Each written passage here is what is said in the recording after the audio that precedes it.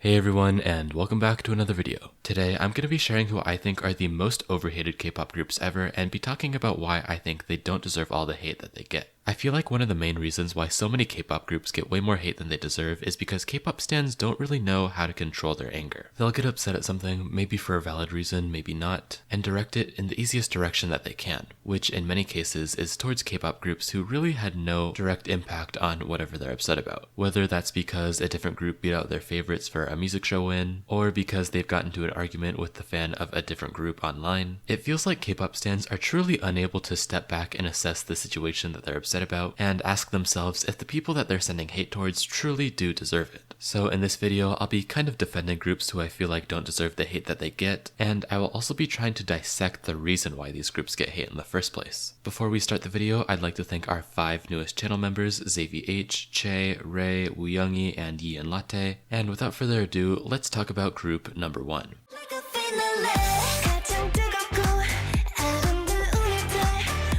So we're going to be starting off with WJSN, and it's pretty obvious that the main reason why they get so much hate nowadays is because of the results of Queendom 2. During that survival show, they ended up getting first place, just barely edging out Loona, which was another group that was participating on the show. And unfortunately for WJSN, Loona is a much more popular group internationally, so it led to them getting a lot of hate from bitter fans when their favorite group didn't win. But before I go into why I don't think WJSN deserve all the hate that they get, I want to explain a little bit more in depth why so many Loona fans are mad at them. So Queendom 2 used a point system, and at the end of the show, the difference between WJSN and Loona's points was barely more than 3,000, while the gap between Loona, who was in second place, and VIVIZ, who ended up in third, was over 20,000, so it was a pretty close race to first place. And to add on top of that, the way that points were distributed throughout the show was viewed by Loona stans especially to be pretty unfair. Now, I talked about everything that happened in the finale in another one of my videos, so I'll link that in the top right and won't go too into it here. Instead, I mainly wanted to focus on the first round. So in the first round of Queendom 2, groups were asked to prepare a new rendition of one of their quote-unquote hit songs. But prior to the recording, Loona unfortunately caught the virus and weren't able to participate at the same time as the other 5 groups. Mnet either wasn't able to postpone the recording or just decided not to, and because of this, Loona weren't able to perform in the first round and only joined in round 2. To make everything that I've said in this section come together, remember when I said that at the end of the competition, the point gap between Loona and WJSN was less than 4,000 points? Well, in round 1, every group besides Loona gained over 4,000 points for their performances. So if Loona were able to perform in round 1 and were able to get points, their cumulative score would have probably ended up being higher than WJSN's. And this led to literally hundreds of thousands of people online saying that WJSN's win wasn't deserved, causing a huge amount of bitter Loona fans to say the absolute worst things about WJSN and its members, and started this sort of hate train against the group. And though I understand the frustration that Loona fans must have felt, I mean, they literally lost the competition because of an outside factor that they couldn't control, but as I just said, they lost because of a reason that they couldn't control. It wasn't anybody's fault that they got sick. It was just an unfortunate thing that happened. And hate on WJSN for something that they literally had no play in just isn't a right way to act. If anything, blame should have been directed towards Mnet, because I'm sure they could have come up with a way to alter the first round to make things fair for Loona. And sure, some people totally were only mad at Mnet, but from what I saw, most people directly started to attack WJSN instead, which only resulted in WJSN's reputation being unfairly tarnished, and probably caused a lot of emotional distress to the members, because I'm sure the girls would have wanted to see what people were saying about their win online, and instead of seeing an overwhelming majority of the people congratulating them, they probably instead saw the hundreds of thousands of people blaming them for something that wasn't their fault, and that doesn't sit right with me. If you're a Loona fan, you're totally allowed to be frustrated. I mean, everything about that show was just super confusing and didn't make sense. However, before you voice your anger online, please consider who you're directing your anger towards and whether or not they really do deserve that negative energy. And now, let's move on to group number 2.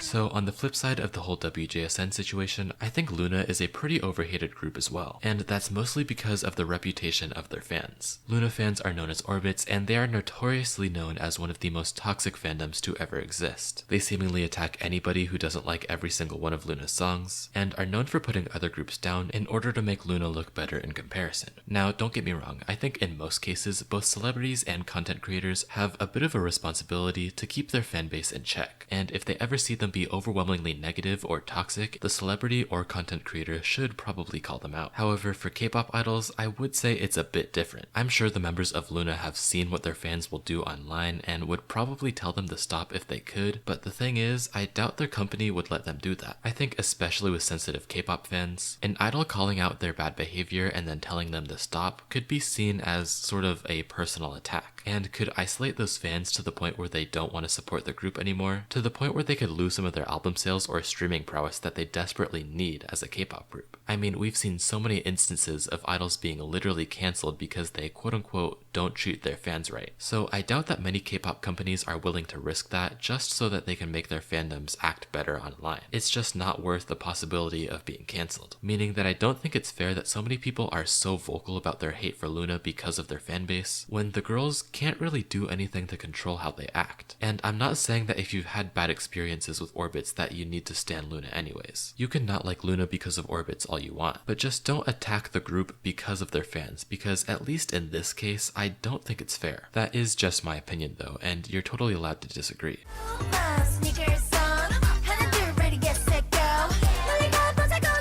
Next up on the list, we have ITZY. Maybe a biased opinion because I ult them, but I see ITZY get way too much hate on every single social media platform ever, and I haven't seen one instance where I felt like it was justified. I understand that a lot of people don't like ITZY's music, and that's totally fine, but I see so many people say that ITZY have such terrible music where if you enjoy what they put out, then you just objectively have awful taste. And I don't know, I feel like that's taking it a little bit too far. There's been this sort of ITZY hate train that I've been seeing going around recently, and with all of these fandoms of 4th gen girl groups trying to quote-unquote take each other down because they see each other as competition, the ITZY hate train is the one that I've seen gain the most traction, and it feels like it's spreading even beyond just hardcore K-pop fans, and it feels like you can even see really casual K-pop stans saying that ITZY have fallen off. I don't know why K-pop fans specifically are so unable to accept that people will have differing opinions, because it can never stop at, oh, I like this group and you like that group and that's okay. It always has to bleed into, I'm better than you because I like a better group. First of all, if you get your sense of validation from having a quote-unquote superior stan list, then you're just a sad individual, and those same people really need to learn that not liking a song doesn't make it objectively bad. And that doesn't just go for ITZY, that goes for literally every group out there.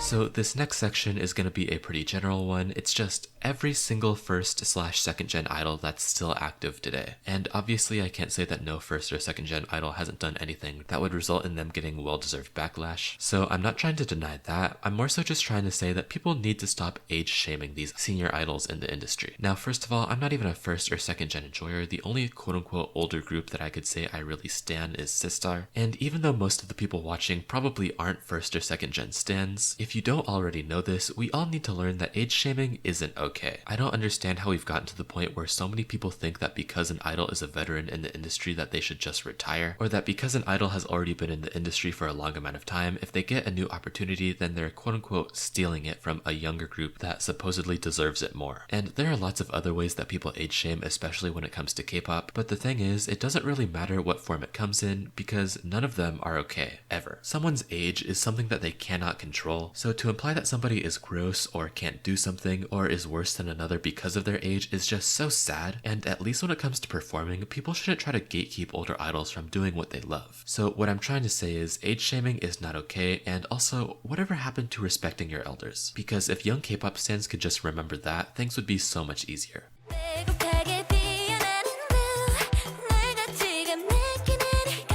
Now, like the thumbnail implied, we're going to be talking about IVE. But to be honest, most of this commentary is going to be centered around the hate that Wonyoung gets specifically, because from my perspective, none of the other members get the same amount of hate that she does. And the two main points of hate that I wanted to focus on in this section are the hate that people give her because of her talent, and the people who push this narrative that Wonyoung is a quote-unquote pick-me. So first of all, regarding her talents, sure, she might not be the most amazing dancer or singer in the world, but do you guys realize that she's been active and busy in the idol industry ever since she was literally 13 years old. When she was 13, she was in Produce. When she was 14, 15, and 16, she was in ITZY. And she's been in I.O.I while she's been 17. And even during Produce, she wasn't bad at singing or dancing. I know she's faced a bit of backlash because she hasn't made the most noticeable improvements since her debut, but ever since she debuted in ITZY, she hasn't really had the time to become main vocal or main dancer material. This girl is booked and busy basically every single day, whether that's because she has a brand deal or a photo shoot or an MC gig, or maybe she's just preparing for a comeback. Like, I'd kind of assume that she's so busy to the point where she can't really focus on becoming a better performer than she is right now. Like, she's good right now, but people want her to be this astronomical performer, where I doubt she actually has the free time to make that happen. And I'm sure if she does have free time, she'd probably want to use it to rest because she's not some sort of superhero. Like, yes, she might be arguably the most popular 4th gen idol right now, but she's still human, and yet people still have these superhuman expectations of her. And I think people need to be a little bit more realistic and give her a little bit of slack. Second of all, I see this phrase thrown around at Wonyoung a lot where they call her a pick-me girl, and whenever I see it, I find it a little bit ridiculous because these people obviously don't know what they're talking about. Now, for those of you who don't know, a pick-me girl is a girl who insists that she's quote-unquote not like the other girls, and will put other girls down in order to get the attention of men. And I think that a lot of K-pop fans think that a pick-me girl is literally just a female who interacts with a male. Wonyoung is currently an MC of Music Bank along with ENHYPEN Sunghoon, and I've seen people call Wonyoung a pick-me literally just for smiling at him. Like, K-pop stans online will see a clip where the two of them are interacting but they can't understand what they're saying, and will still call Wonyoung a pick-me where they have no proof of her saying anything where she's trying to bring down other women. I don't want to talk about this too much because I don't want to say anything where it's not my place to do so, but before you decide to call this girl a pick-me, please look up the definition of the word and realize that you have no reason to do so.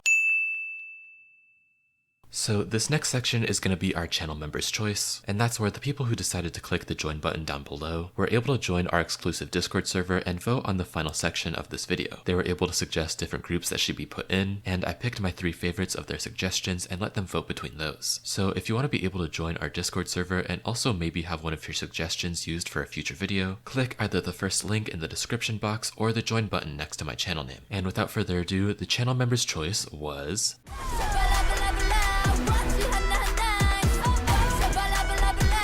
Personally, I feel like all of the hate that NMIXX could ever get should be directed at JYP Entertainment instead. I get it, you didn't like their debut. I didn't like their debut either. But no matter what, a group having music that you don't like should never be a reason to send hate at the members, because it's literally just music. I feel like if you get so upset that an artist released a song that you don't like to the point where you would send them hate, maybe you should invest some of your time in getting a new hobby, because that is not normal behavior. You can call the song bad all you want, but calling the members names and wishing bad things upon them is going way too far. And saying that they're an embarrassment to JYP when JYP created their debut is astounding to me. If anything, NMIXX aren't an embarrassment to JYP, JYP created an embarrassment out of themselves. And that concludes this video. Thank you all for watching, and I hope you enjoyed. If you enjoyed the video, consider leaving a like, and if you want to see more content from me, consider subscribing. Before we leave, I'd like to thank all of our channel members once again: Sonorinth, Opichin ITZY, Zhu Shuman, Wu Twice Tees, Dog, Saiyan Lover, Kyukun Love, What's OP, Zeus112, Flo099, Go Youngzi, Jackie, AB, ZVH, Che, Ray, Wu Youngie, and Yian Latte. Thank you all again so much for watching, and without further ado, I'll see you all in the next video. Peace out.